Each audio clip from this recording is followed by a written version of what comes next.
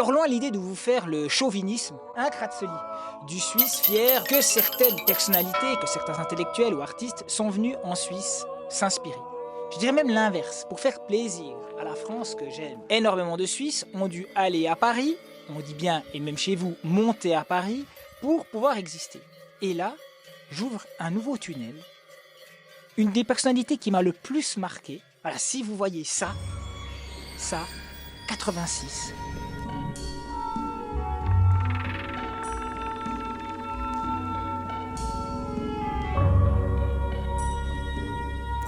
C'est parce que j'ai vu cette danse macabre quand j'avais 5 ans. Et ça m'a profondément marqué et mon imaginaire a explosé. Je ne comprenais pas l'importance de Tinguely dans l'histoire de l'art, avec le mouvement, avec cette idée de l'artiste, de l'action. Je suis Jean Tinguely et je fais des machines qui ne servent à rien. Voire du déséquilibre et de tout le nouveau réalisme. Je ne comprenais rien, comme dirait Druillet. Et moi, comme un con, je ne comprenais rien. J'ai envie, les amis, de vous parler de Jean Tinguely. Donc déjà, Jean Tinguely, il monte à Paris pour la première biennale d'art contemporain, organisée par André Malraux. Et en 59, sur le parvis du musée d'art moderne, il balance une série de machines qui étaient d'une inventivité et d'une ingéniosité pour l'époque juste géniale, tout analogique et avec encore le concept de moteur manuel. Il fallait enclencher les choses ou avec des légers systèmes de ressorts, mais on n'était pas encore avec du mécanique électrique comme plus tard.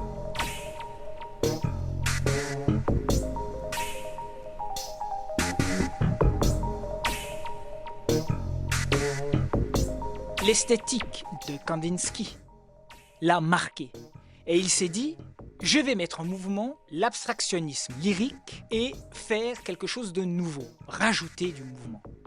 Et Tinguely le disait toujours, le mouvement, c'est la base de tout. La roue, c'est le tout.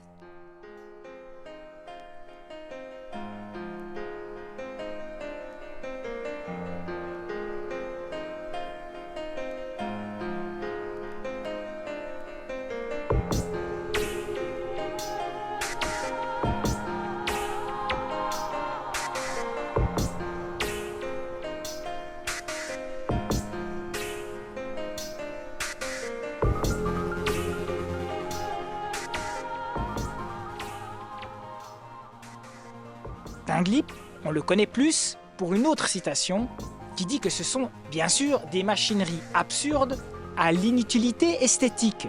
J'adore cette phrase.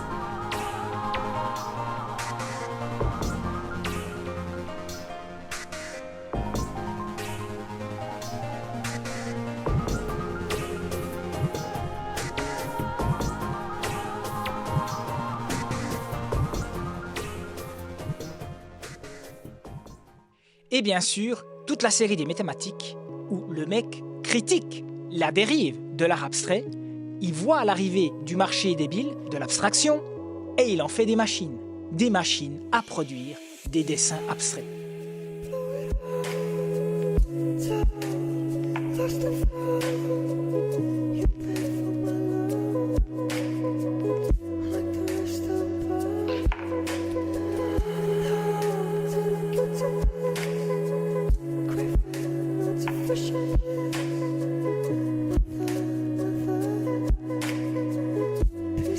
Faire ça juste avant les années 60, c'est évidemment un coup de maître. C'est pas pour rien qu'il se fait repérer par Warhol et qu'après, bien sûr, vous connaissez, j'en ai déjà parlé, Hommage à New York, la première machine qui s'autodétruit. L'œuvre d'art machine qui fait évacuer la salle et qui doit demander aux pompiers new-yorkais d'intervenir. Du pur génie. Les Français, vous connaissez évidemment Tinguely pour la fontaine Stravinsky à Paris. Fusion qu'il a fait avec Niki Saint-Phalle. Cette romance entre lui et Niki, c'est un sujet passionnant. Je ferai peut-être un apocadrille là-dessus sur l'amour et les artistes. Et vous donner un peu une typologie des artistes connus comme moins connus qui ont essayé de vivre leur passion artistique ensemble. Et combien d'amis, et combien moi aussi dans ma vie, j'ai eu des fois ce binôme où on est les deux artistes. Est-ce que ça marche ou est-ce que ça marche pas ? Est-ce que ta présence au monde est accentuée est dynamogène par ton double au féminin. Généralement, est-ce que c'est un naufrage? Est-ce que tu peux faire une famille dans cette configuration-là? C'est un gros sujet, c'est un gros tunnel que je pourrais vous faire, mais non. Revenons à Tinguely. Ce qui me fait halluciner chez lui, c'est bien sûr, et vous les connaissez, donc c'est ses fontaines. Les fontaines de Tinguely sont magistrales. Il y a bien sûr celle de Bâle qu'on a tous vues. Il y a les fontaines de Tinguely quand elles gèlent. C'est d'une poésie et d'une subtilité rarement égalée. Surtout que le but, c'est de faire de l'art cinétique. Et là, avec l'hiver, le froid, tout est figé. Et il y a une nouvelle présence qui s'installe. Et moi, j'aimerais juste vous faire une petite anecdote. Tinguely, comme on le sait, a eu les honneurs de son vivant.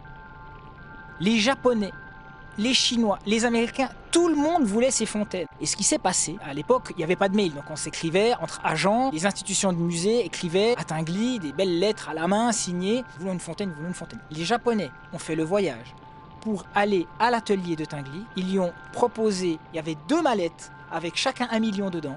Ils lui ont dit « On veut, ça c'est pour vous, on veut vraiment garantir que vous nous fassiez une fontaine ». Tinguely les a envoyés bouler en disant « Je ne suis pas votre plombier ». Ces genres de petites anecdotes, ils pouvaient se permettre. Et d'ailleurs, je vous fais un petit zapping de choses qui ne sont pas forcément très connues. Déjà, son délire à Moscou, avec ce genre de véhicule. Tinguely est suisse et fortement lié au monde paysan. Donc c'est les tracteurs, il aime les tracteurs. Et il va faire ça. Mais c'est tellement génial. Mais j'ai rarement vu un truc aussi génial. Donc, des véhicules, il en a fait plein. Des fontaines, il en a fait plein. Des machines extraordinaires, il en a fait plein.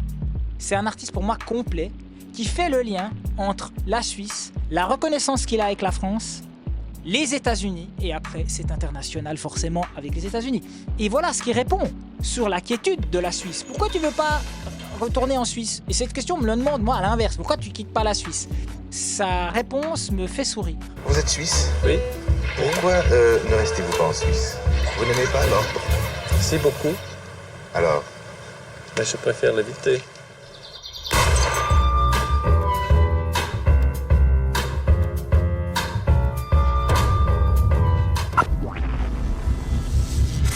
Bon Kratsu, on va leur montrer quelque chose qu'ils connaissent pas, nos amis francophones.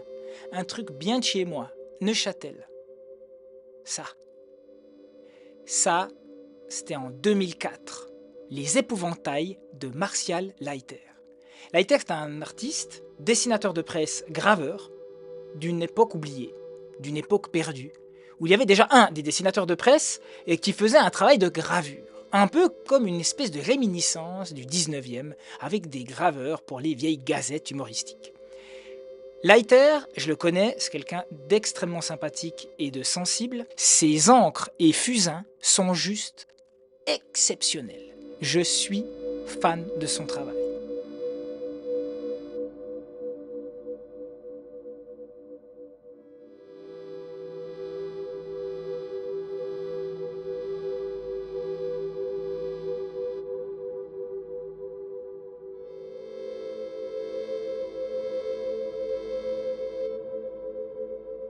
Et au-delà de son humour un peu grinçant, comme ça, très noir, il a donc une autre œuvre qui est ses sculptures d'oiseaux.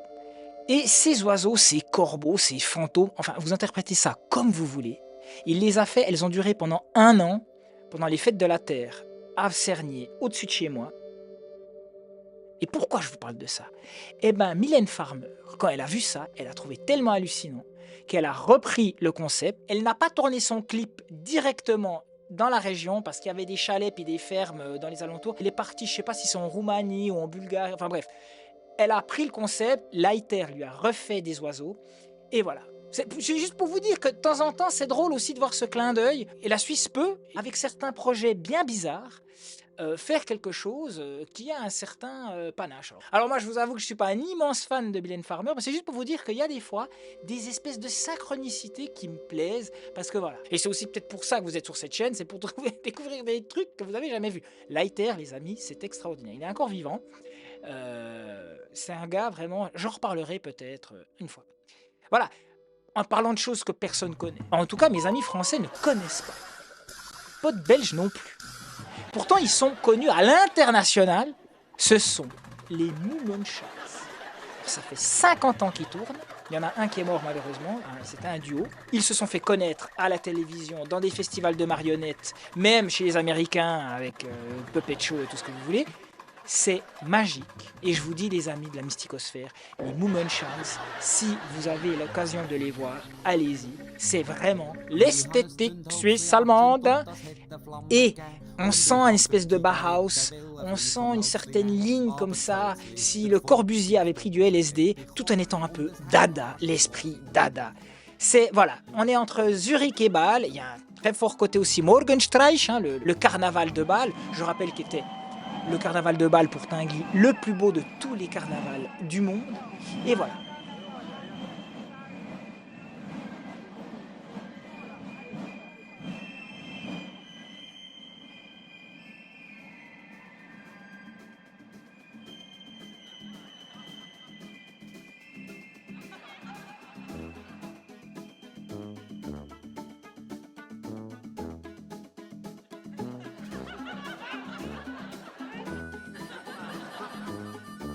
Après, je peux vous faire découvrir plein d'artistes. Et je l'aime pas beaucoup, et il m'a beaucoup déçu malheureusement, parce que j'adore son univers. C'est notre ami Augustin Rebete, qui est aussi connu à l'international, dans les plus grandes foires. Il n'est pas à plaindre, le mec, il est invité partout. Personnellement, j'aimais beaucoup son travail.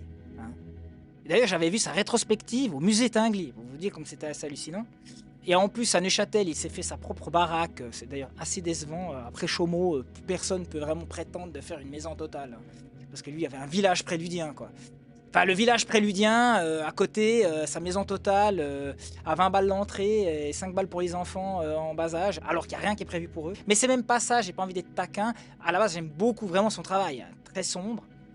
Mais bon, quand tu es en interview dans le matin, puis que tu dis, je cite, « Finalement, qu'est-ce qui est vraiment sombre dans nos existences? Est-ce que ce ne serait pas plutôt la politique internationale?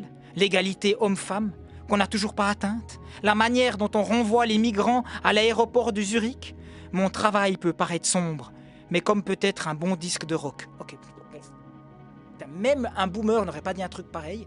Donc quand on est là à l'international, tu vois les gages que tu dois balancer en termes de niaiserie et de soumission à la vulgate pseudo-humaniste progressiste. Parce qu'il nous a juste pas encore rajouté les queers, et puis l'écologie, puis le changement climatique. C'est quelqu'un que j'aime au niveau de son univers.